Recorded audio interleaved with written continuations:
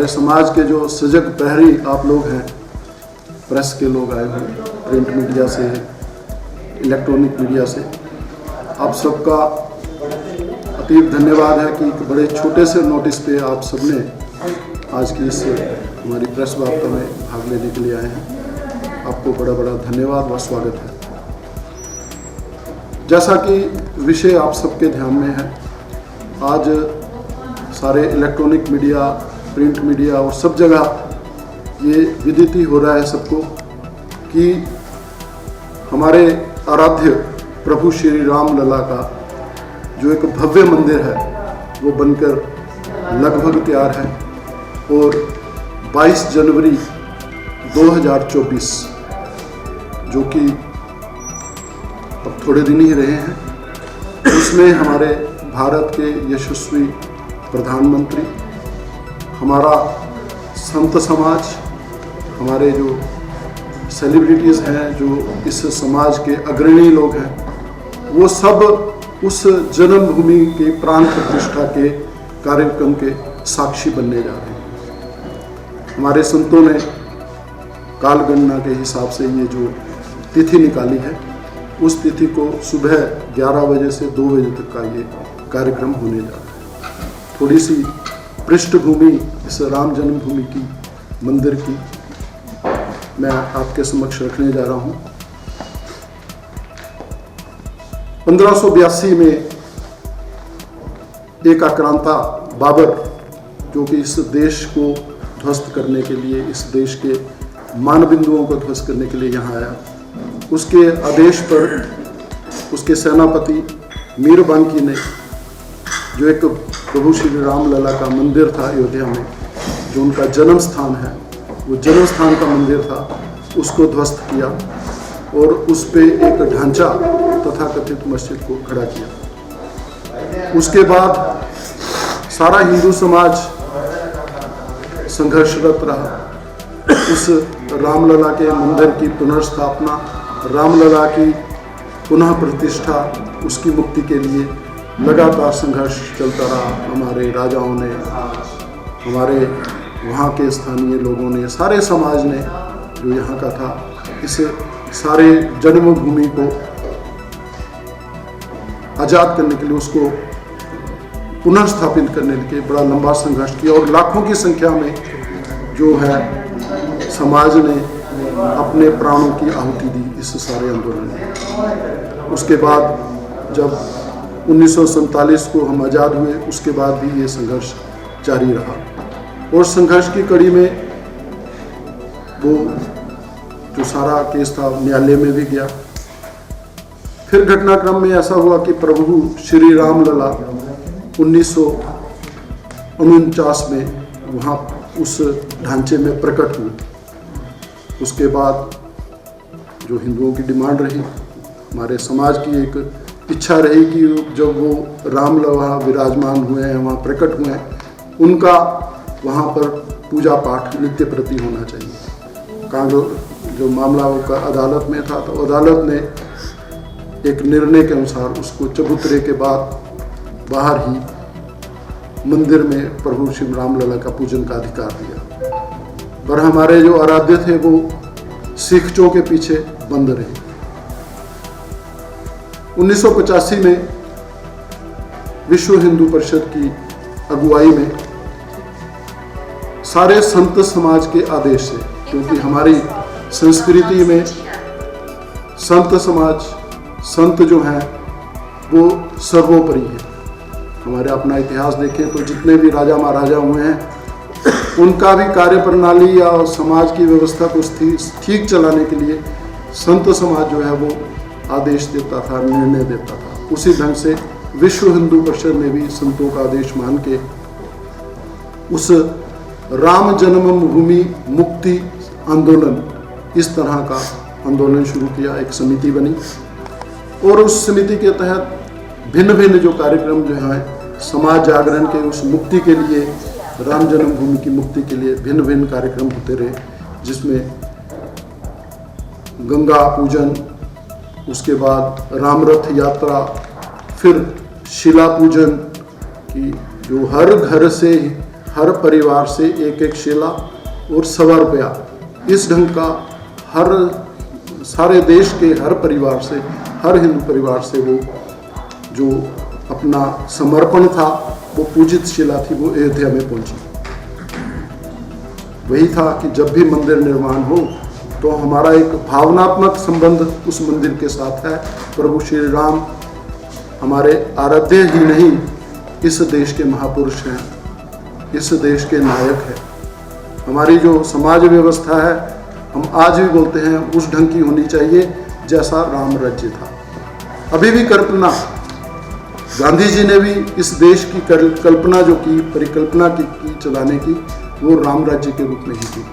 तो हम राम राज्य को स्थापित करें, वो प्रभु श्री राम हमारे आराध्य हैं, इस देश के नायक हैं, उस ढंग का वो उनका मंदिर का भी स्वरूप होना चाहिए, वहाँ विराजमान होना चाहिए। इस देश में हर कण में, हर पत्थर में भगवान का रूप को माना है, परंतु उस आराध्य का जन्म स्थान तो एक ही है, एक ही होगा। उस जन्म स्थान पे प्रभु श्री राम पुनर्स्थापित हो अपनी भव्यता के साथ, अपनी गरिमा के अनुरूप। तो उसके लिए उस आंदोलन की शुरुआत हुई। शिला पूजन के बाद और कई तरह के कार्यक्रम जो हैं जन जागरण के, समाज को जागरण के, उस मंदिर की मुक्ति के लिए चलते रहे। उसके बाद 1990 में कार सेवा का आह्वान हुआ कि मंदिर निर्माण की ओर हम अग्रसर हो सकें। उस समय वहाँ की जो मुख्यमंत्री थे माननीय मुलायम सिंह यादव जी, उन्होंने ऐलान किया कि अयोध्या में एक परिंदा भी फटक नहीं सकता, परिंदा भी पर नहीं मार सकता। तो सारी अयोध्या को एक छावनी के रूप में परिवर्तित कर दिया गया। चप्पे चप्पे पे पुलिस, पैरामिलिट्री फोर्सेस ऐसी स्थापित हुई। पर हिंदू समाज, इस समाज की भावना को कोई कुचल नहीं सकता था। सारा समाज लाखों की संख्या में वहाँ इकट्ठा हुए। हर गांव, हर जिले से लोग गए, हमारे चंबा से भी बड़े सैकड़ों की संख्या में लोग वहाँ गए थे।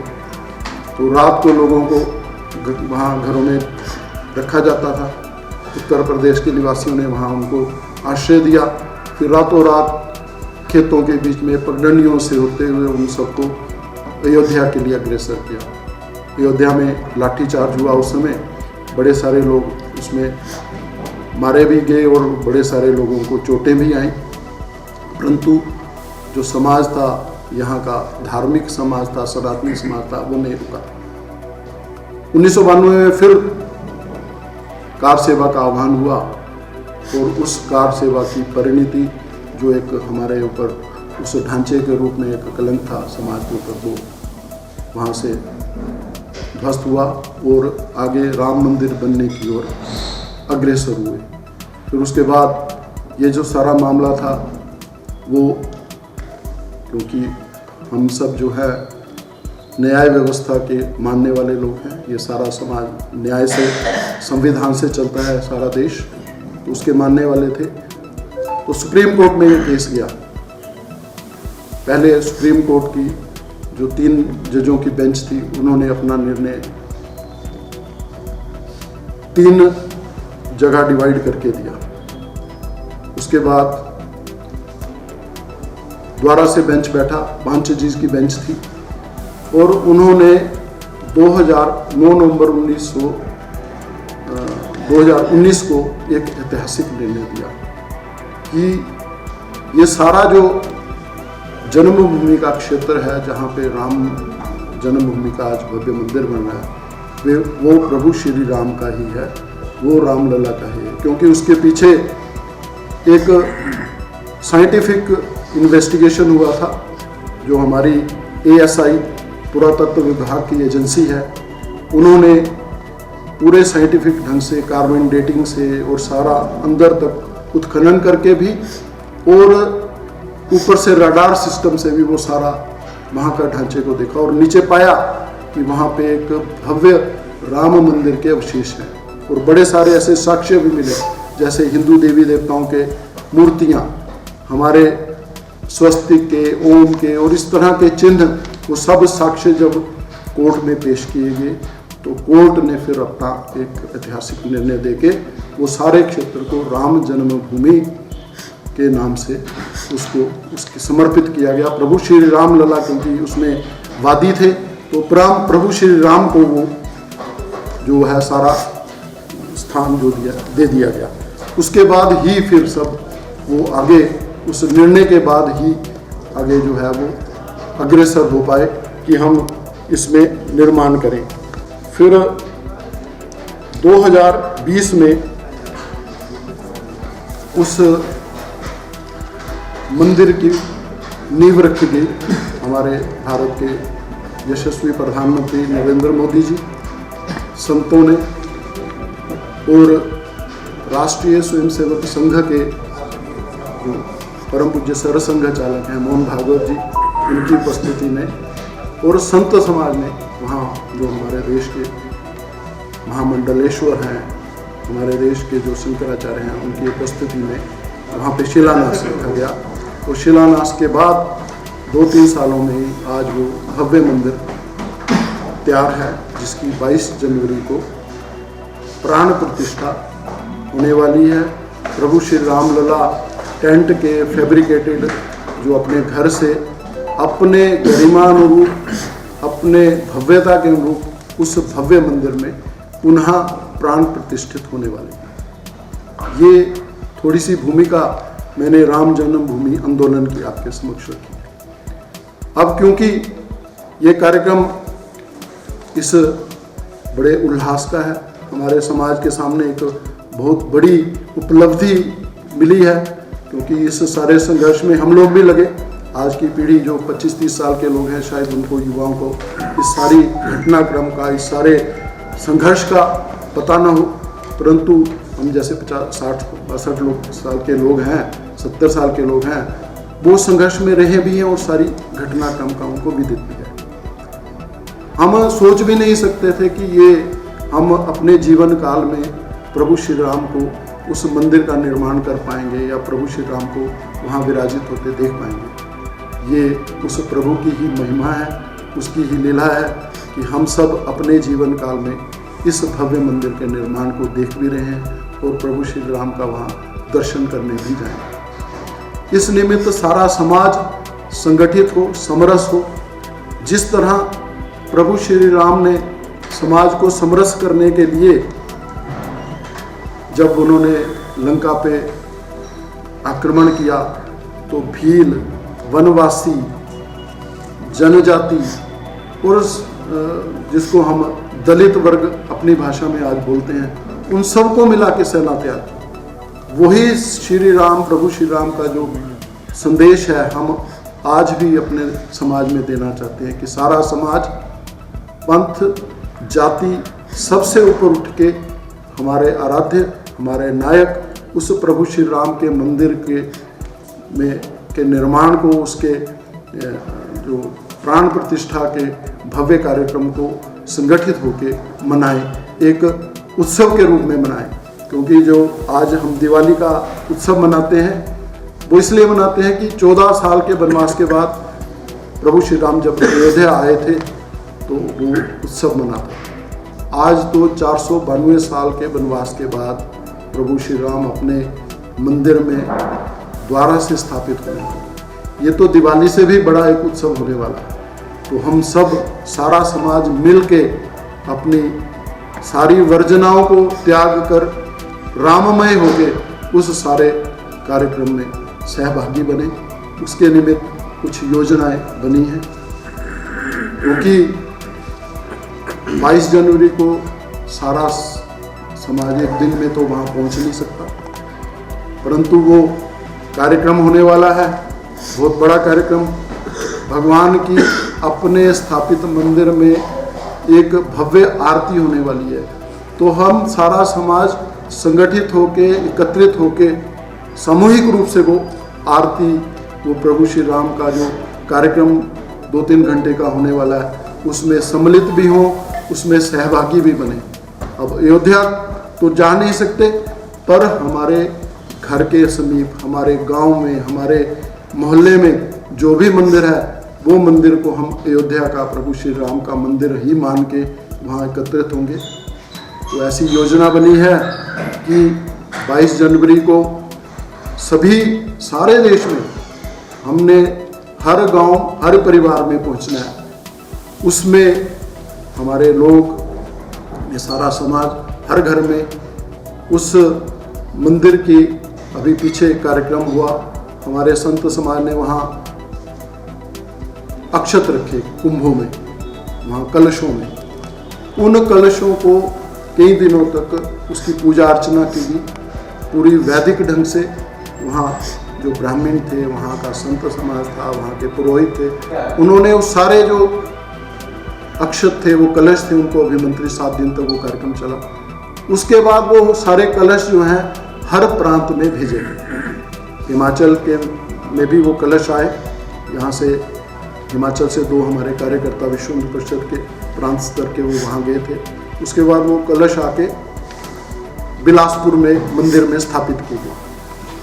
सबकी पूजनार्थ, सबके दर्शनार्थ लोग आए वहाँ के, वहाँ उनका पूजन हुआ, दर्शन करते रहे। उसके बाद उस अभिमंत्रित जो कलशों को, उन जो अभिमंत्रित जो हमारे अक्षत हैं, चावल हैं, उनको आगे बढ़ा के और कलशों में बांटा गया और वो कलश हर जिले में पहुँचाया गया। चंबा जिला का भी जो कलश है, यहाँ से धर्मशाला गए थे, धर्मशाला से वो कलश जो है कल चंबा में पहुंचने वाला है।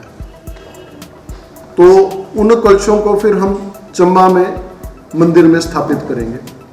उसके बाद उन कलशों को भी हम आगे बढ़ा के उस अभिमंत्रित जो हमारे अक्षत हैं, चावल हैं, उनमें गाय का घी और हल्दी, इस ढंग से वो अभिमंत्रित वो बने हैं, जो पूजित हैं वहाँ से आए हुए अयोध्या से, प्रभु श्री राम के चरणों से, उनको आगे बढ़ा के हम हर एक घर, हर एक मंडल में भेजेंगे, हर एक जो पंचायत है वहाँ भेजेंगे। और पंचायत से आगे हमारी टीमें बनी हैं, उसकी आगे योजना, कार्य योजना बन चुकी है। वो टीमें जाके हर घर में एक वो अभिमंत्रित चावल, एक प्रभु श्री राम के मंदिर का चित्र और अयोध्या से आया हुआ निमंत्रण, ये 3 चीज़ें हर घर में, हर परिवार में हम पहुंचाएंगे। और हर परिवार से, हर समाज के हर व्यक्ति से आग्रह रहेगा कि वो अपने घर के पास, अपने गांव में, अपने मोहल्ले में जो भी योजना बनेगी, जिस मंदिर में वो कार्यक्रम होने वाला है, उस कार्यक्रम में आप आएँ, सहभागी बने और सामूहिक रूप से, क्योंकि कार्यक्रम तो वो टीवी में घर में भी चल रहा है, घर में भी लोग देखेंगे, परंतु सामूहिक रूप में जब हम ये एक चीज़ को करेंगे तो उसका प्रभाव अलग होता है। उससे जो एक वातावरण बनता है, एक से जो एक ऊर्जा निकलेगी, वो इस सारे समाज का प्रभु श्री राम द्वारा कल्याण करने वाली होगी।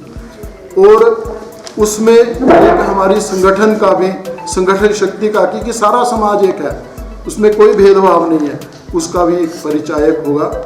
तो उस दिन हमने मंदिर में पहुंचना है।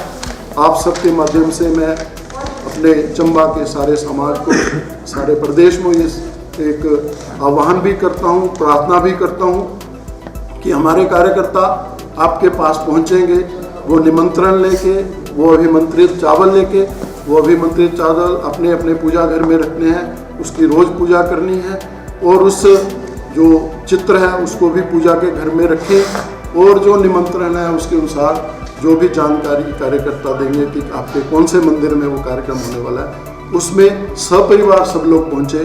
कार्यक्रम के अनुसार उसमें हम जो विजय मंत्र है, श्री राम जय राम जय जय राम, इसका जाप होगा। कहीं पे कोई सुंदरकांड का पाठ हो सकता है, कहीं कोई संकीर्तन हो सकता है। इस तरह का एक धार्मिक वातावरण प्रभु श्री राममय हो जाए सारा समाज, ऐसा 2-3 घंटे का हम कार्यक्रम करें। साथ में ये व्यवस्था भी होगी कि वहाँ पे जो प्रसारण है उसको LED पे या किसी भी माध्यम से हम सारे समाज को दिखाएं और हम सब सामूहिक रूप से उस सारे कार्यक्रम को देखें भी। और जब आरती होगी हम सब सामूहिक रूप से उस आरती में भी अपनी सहभागिता रखें, वो करें।